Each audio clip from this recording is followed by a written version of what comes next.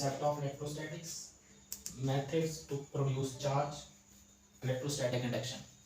Chapter 13 है electrostatics का। तो सबसे पहले हम देखेंगे कि इलेक्ट्रोस्टैटिक्स है क्या चीज़। तो इलेक्ट्रोस्टैटिक्स जो है बेसिकली ये वर्ड, ये दो वर्ड्स पर कंसिस्ट कर रहा है। इलेक्ट्रो, इलेक्ट्रो मीन यहाँ पर इलेक्ट्रिक चार्ज ले लें, ठीक है, इलेक्ट्रिक चार्ज, और स्टैटिक मीन्स रेस्ट और स्टेशनरी। तो इसकी क्या डेफिनेशन बन जाएगी?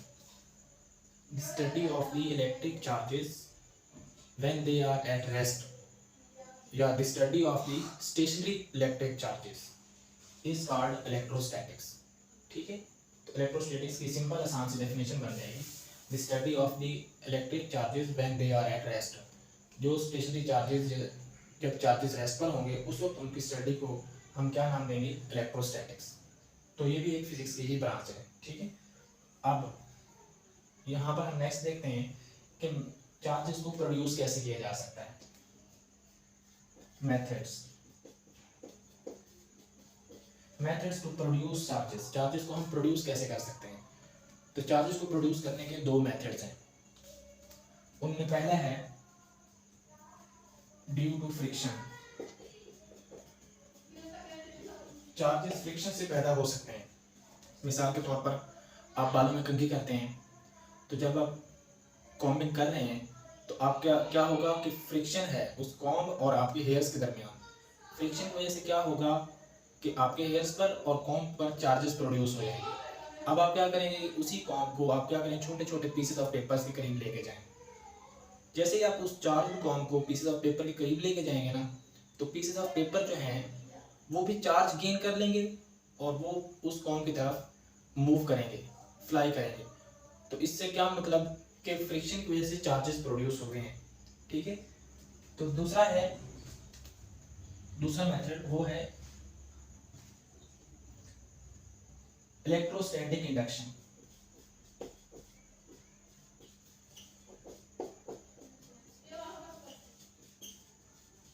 दूसरा मेथड जो है वो चार्जेस को प्रोड्यूस करने का, उसे हम कहते हैं इलेक्ट्रोस्टैटिक इंडक्शन।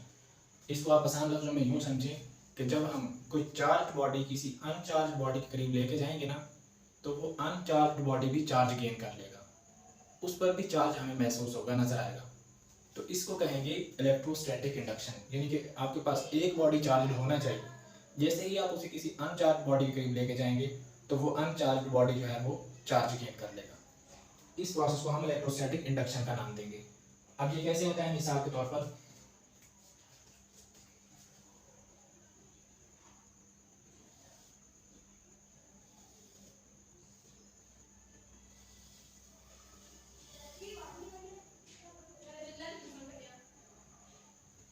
ये फर्स्ट कि हमारे पास कोई ऑब्जेक्ट है, हमें नहीं पता इसका कौन सा, इस पर कोई चार्ज नहीं है इस वक्त। ठीक है, हम क्या करते हैं, एक चार्ज बॉडी इसके करीब लेके आ रहे हैं और वो जो चार्ज बॉडी है उसका हमें चार्ज मालूम है कि उस पर पॉजिटिव चार्ज है। ठीक है, अब जैसे ही हम इसके करीब लेके आएंगे, इस बॉडी को इसके करीब लेके आए हैं, तो क्या होगा, इस बॉडी का जो नियर एंड है ना, यहाँ पर अपोजिट चार्ज क्रिएट होना है। Near end gets opposite charge और फार एंड जो है उस एंड पर like charge, same charge produce होगा। जिस तरह के चार्ज बॉडी पर होगा वही चार्ज दूसरी साइड पर शिफ्ट होगा। तो इस तरह क्या हुआ कि एक अनचार्ज बॉडी के ऊपर हमें चार्ज नजर आ गया, चार्ज प्रोड्यूस हो गया। इस प्रोसेस को हम कहते हैं इलेक्ट्रोस्टैटिक इंडक्शन। इलेक्ट्रोस्टैटिक इंडक्शन की क्या डेफिनेशन होगी कि जब आप एक चार्ज बॉडी को एक इंसुलेटेड कंडक्टर के करीब इंट्रोड्यूस कराते हैं, उस वक्त क्या होगा, near end gets opposite charge and far end of the insulator gets similar charge। इस प्रोसेस को हम कहेंगे, this phenomena is known as electrostatic induction। ठीक है, तो अब बेसिकली सोचने की बात ये है कि यहाँ पर नेगेटिव और यहाँ पर पॉजिटिव चार्जेस आए कहाँ से। ठीक है, यहाँ हमने तो पॉजिटिव चार्ज वाला बॉडी इंट्रोड्यूस कराया था, जबकि यहाँ पर इस साइड का पॉजिटिव और इधर नेगेटिव बन गए हैं, तो ये कैसे हो गए? तो उसका सिंपल आंसर ये है कि जितने भी ऑब्जेक्ट्स हैं उनके ऊपर चार्जेस एग्जिस्ट कर रहे होते हैं। ठीक है, लेकिन उनकी कोई अलाइनमेंट नहीं होती, स्पेसिफिक पैटर्न नहीं होता, वो मिक्सअप होते हैं। ठीक है, मिसाल के तौर पर अगर इसी को ये हटाएंगे तो ये क्या होगा, ये सारे चार्जेस इस तरह रैंडमली अरेंज हो जाएंगे, यानी कि ये अलग तरह नहीं होंगे, ठीक है। तो इसलिए हमें नहीं पता होता, हम कहते हैं बॉडी इंसुलेटर है, इस पर कोई चार्ज किस तरह का नहीं है, ठीक है, हम कहते हैं कि अनचार्ज बॉडी है। लेकिन जैसे ही हम कोई चार्ज बॉडी इसके करीब लेके आएंगे, तो क्योंकि इसके ऊपर पॉजिटिव चार्ज है, तो पॉजिटिव पॉजिटिव को रिपेल करता है, तो इसलिए पॉजिटिव चार्जेस दूर हो जाएंगे, और जो नेगेटिव चार्जेस हैं वो पॉजिटिव की तरफ अट्रैक्ट होते हैं, तो पॉजिटिव चार्जेस की लेयर इसके करीब बन जाएगी। तो इस तरह जो है बेसिकली अब हमें महसूस होगा कि इस बॉडी के ऊपर चार्ज आ चुका है, ठीक है। तो ये प्रोसेस क्या कहलाता है, electrostatics, electrostatic induction, this process is known as electrostatic induction, ठीक है। अब हम देखते हैं एक लॉन्ग क्वेश्चन है, वो है कूलम लॉ। देखो जी स्टूडेंट्स, अब हमारा लॉन्ग क्वेश्चन है कूलम्स लॉ। कूलम्स लॉ को हम कैसे अटेम्प्ट करेंगे, कूलम्स लॉ बेसिकली इसकी सबसे पहले हमें डेफिनेशन लिखनी है। Coulomb's law states that force of attraction or repulsion between two point charges is directly proportional to product of the charges and inversely proportional to square of the distance between them।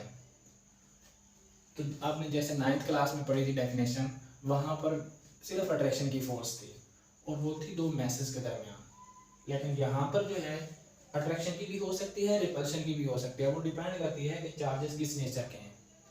अगर charges like होंगे, same charges होंगे, तो फिर repulsion की force होगी, और अगर charges opposite हैं, अनलाइक हैं, तो फिर अट्रैक्शन की फोर्स होगी।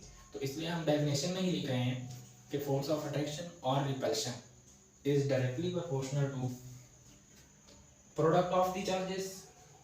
तो यहाँ पर हम लिख लेते हैं कि force is directly proportional to product of the charges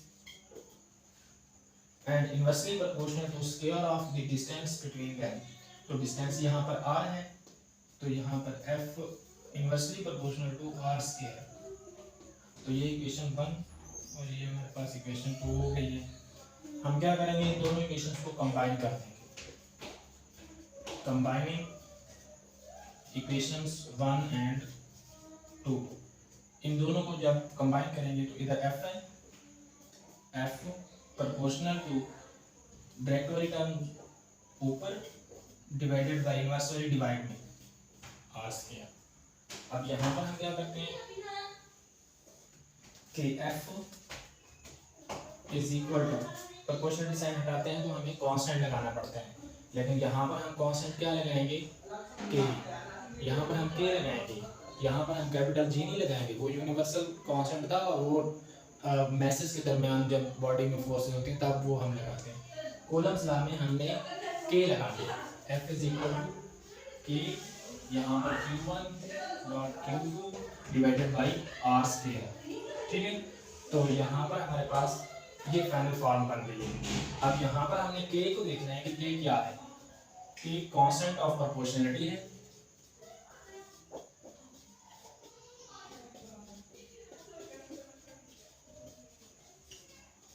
K is constant of proportionality और इसकी फिक्स वैल्यू है K is equal to 9 multiplied by 10 raised to the power 9 Newton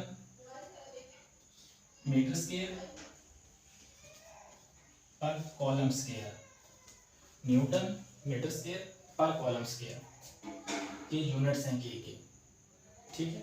जिस तरह आपने G के यूनिट्स ट्राई किए थे 9th क्लास में कैपिटल G के, उसी तरह हम यहाँ पर K के यूनिट्स भी ट्राई कर सकते हैं। वो कैसे करते हैं, यहाँ पर हम लिख लेते हैं यूनिट्स ऑफ K।